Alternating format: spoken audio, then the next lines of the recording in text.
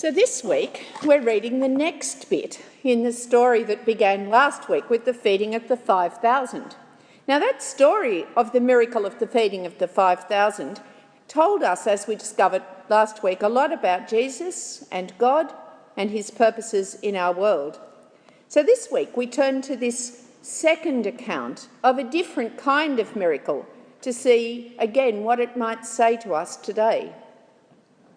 Immediately after feeding the crowd with the 5 loaves and the 2 fish, Jesus made the disciples get into the boat and go on ahead to the other side while he dismissed the crowds. The disciples, exhausted, you would think, from a very long couple of days, have taken to a boat in order to travel just a few miles across the lake. But as we discover, it's not that simple, and they've been battling all night. And I think, that this speaks to us and our experience as well in the Australian Anglican Church. We feel sometimes as if we've been struggling along for a long time, and now we're like a little boat, perhaps with a slow leak, gradually filling with water and facing the prospect of going right under.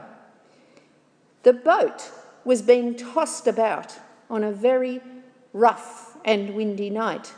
For the Jews, the water was the realm of the evil one. It represented chaos and death. So the disciples were very afraid. They were also very tired, one would imagine, after the act of service that, as we discussed last week, revealed God's abundant generosity for God's people. Jesus sends the disciples away, perhaps to remove them from the people lingering there hoping for another free feed. After his long day of what we discovered last week was gut-wrenching compassion and the work of tending to their weakness, Jesus himself needs time out with his Father to rest and replenish. And we might presume that he doesn't notice that time passing. I'll bet the disciples did, however, being tossed around and getting further and further away from the land and from Jesus as they battled with that contrary wind. The text actually tells us that the boat was being tortured by the wind. And in reading this, we need to remember the context of the people for whom it was written. When Matthew wrote this, he was writing to a new church struggling under persecution. So this picture of the wind torturing the boat must have spoken strongly to them. In the very depths of the night, between 3 a.m. and 6 a.m, they see a figure coming towards them across the water. Now, they know where they left Jesus and they know that people can't walk on water, so it's not surprising that they jump to the conclusion that it's a ghost. They're already in a great state of fear, and this added, can't you imagine, to the nightmarish quality of what they're experiencing. Matthew here, in this description of Jesus walking across the water, is referencing many Old Testament verses about Yahweh. God was the one whose pathway was on the waters, as it says in various different psalms. God was the one who not only could cross over the water, God's self, but make a pathway for the redeemed, as it says in Isaiah. Yahweh, or God, was the only one with that kind of power. The disciples start to cry out in fear, and Jesus speaks to reassure them. And what does he say? Well, our version said, "Take heart, it is I. Do not be afraid." But the original said something more like very imperative. "Take courage. I am. Do not be afraid." Jesus is using God's name for himself. I am, or Yahweh, as the words sound in the Hebrew, was the only personal name that they had for God. And over, when God speaks to humans, he says, "Do not be afraid." Jesus has proved that he is God, walking to them, making a path across the waters, and then he names himself directly as God and gives God's greeting to them. Peter, who's representative here of all the disciples, immediately puts Jesus to the test. He asks Jesus if he can walk across him to the waves. And in my mind, I imagine Jesus like a parent with a small child saying, "Okay, if you have to." Peter launches himself out of the boat. At first he is fine, but all of a sudden he looks at the waves and gets frightened, and his doubts overcome him. And I suddenly thought, as we were hearing the reading, I suddenly remembered there's a psalm where the psalmist says that the water has come up to his neck. And I think that maybe that's a reference to this is a reference to that. But anyway, the point is that most people in the ancient world couldn't swim. So Peter starts to sink. It's so human, isn't it? There he is, testing Jesus. It's all going fine. And then suddenly he is overwhelmed by his own fear and loses it completely. At least he has the sense to call out to Jesus, "Lord, save me." Jesus immediately reached out his hand and caught him. They get into the boat, everything calms down. "Oh, you of little faith, why did you doubt?" Jesus asks.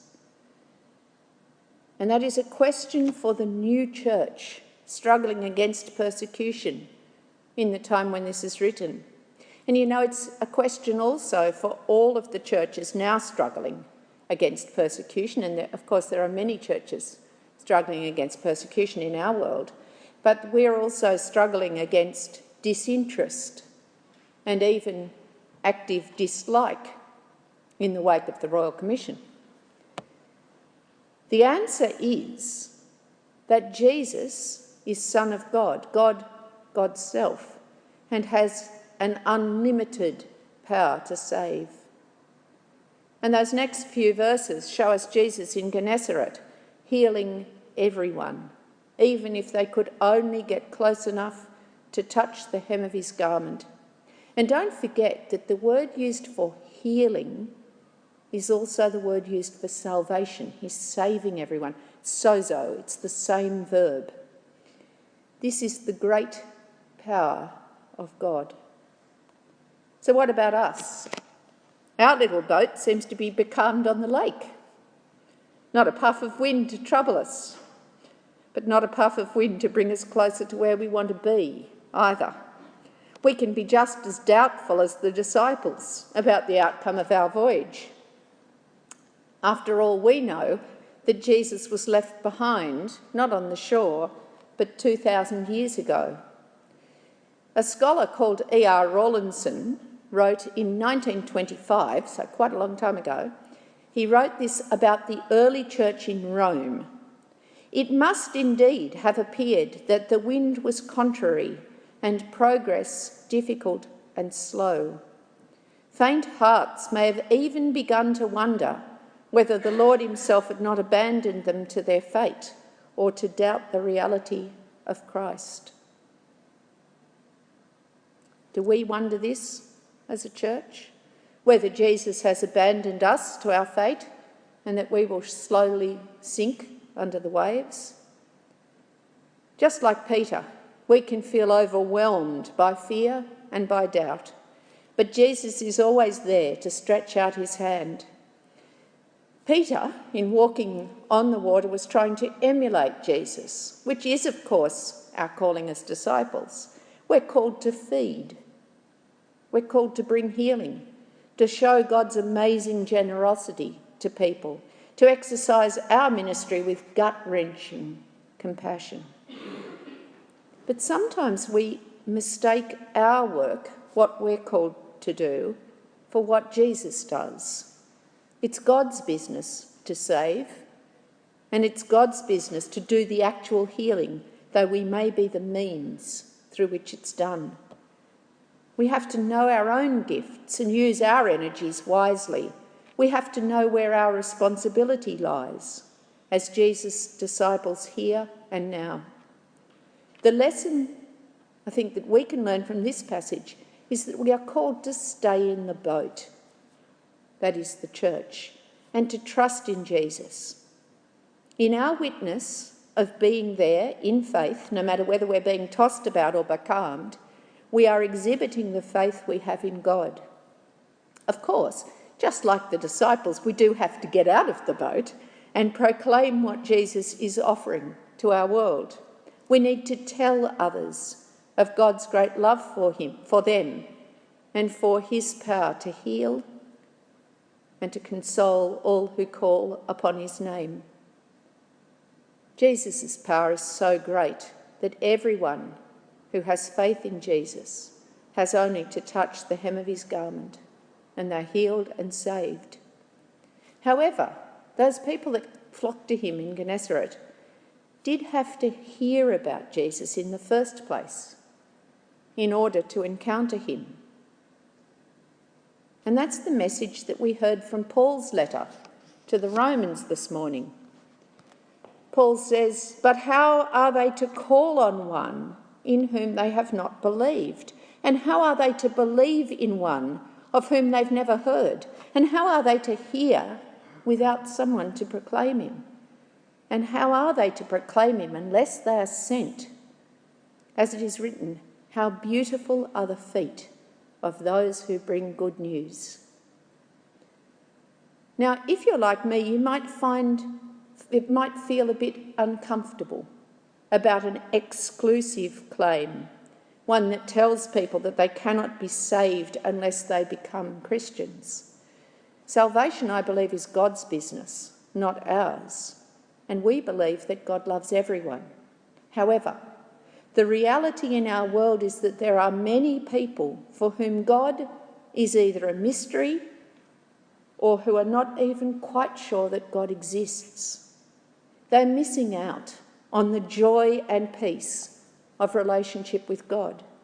They're not experiencing life in its fullness, a life in which the knowledge that God loves us forms the basis of all we do and say. People, everyone, is in need of a relationship with God, whether they know it or not, and we can help them towards that experience. This is what we're being sent to proclaim, that God has compassion on the sheep without a shepherd. And for our church, the boat in which we experience God's feeding and God's abundant love, the place from which we are sent into the world, we must act together in faith, and we must support it. Otherwise, this particular little boat will sink beneath the waves. Take heart, Jesus says. I am. Do not be afraid.